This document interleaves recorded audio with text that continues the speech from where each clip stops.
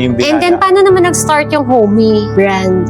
Yung time na yun, pinautang ang tinropose sa akin ng supplier na to. Sabi ko, kukunin ko lang yun pag pinayagan niya ako ng 1530. Oo. So, wala namang ayun niya. Dahil wala akong pangapital, dumating yung blessings na credit card na yun, na pang ads na yun. May product na ako ngayon. Hindi ko naman alam kung paano ko ibebenta kasi wala na akong kapital. Binigyan ako ng Panginoon ng 100,000 pang ads. Yun na yung naging breaking point namin. Then, nagtuloy-tuloy na. And then, nagkaroon na kayo ng brand. Ayun na, nilagyan namin una, naging Gen Merch siya.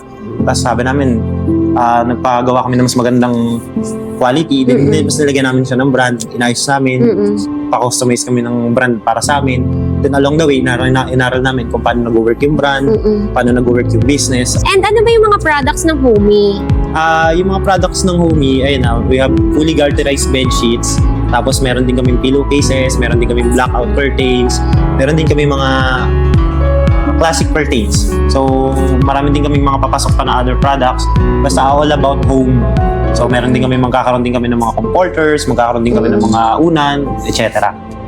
So, naisipan nyo na magkaroon na ng sariling brand. Yes. Para mas madaling i-offer. Yes. Kasi yung general merchandise nung time na yun, kaya naman namin magbenta pero nasasayang yung customer. Kasi parang hindi nila alam kung saan sila babalik. And also yung parang na-provide nyo is the quality of the product. Yes. Yung Ano ba yung meron sa product nyo na kumbaga maipagmamalaki ng Homey? When quality meets affordability. So yung product namin is parang hindi talaga siya tinipid sa quality. Then yung lang siya, kumbaga mura lang din, market price lang din siya. Then yung meron siyang mga cooling effect na hindi talaga siya mainit sa katawan. Tapos non-fading siya. Yun na yung mga pinag-aralan nyo, yung iba't ibang klase ng texture ng product. Cloth. Ayun yung gap na sinundan namin dito kasi parang nag-research kami. Ano yung mga common problem ng mga bumibili ng product na ganyan. Lagi sila nagre-reklamo, dali daw mapunit. Yes. Ang init sa katawan, natatanggal sa kama. Kung ano yung mga gap na kailangan ng market, ayun yung sinold namin along the way until now.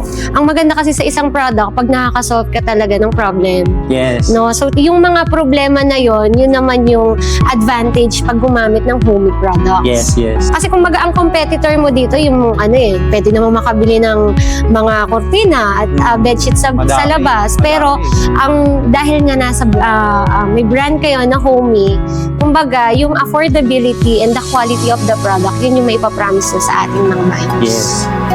Yun yung namin, parang pinaka-vision namin, makapagbigay ng kagandahan sa bahay ng murang halaga lang. Yes.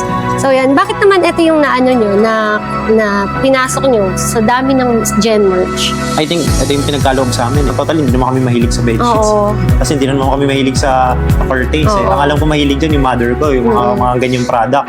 Bata pa kami. Blessing in disguise na may nag-supply. Pero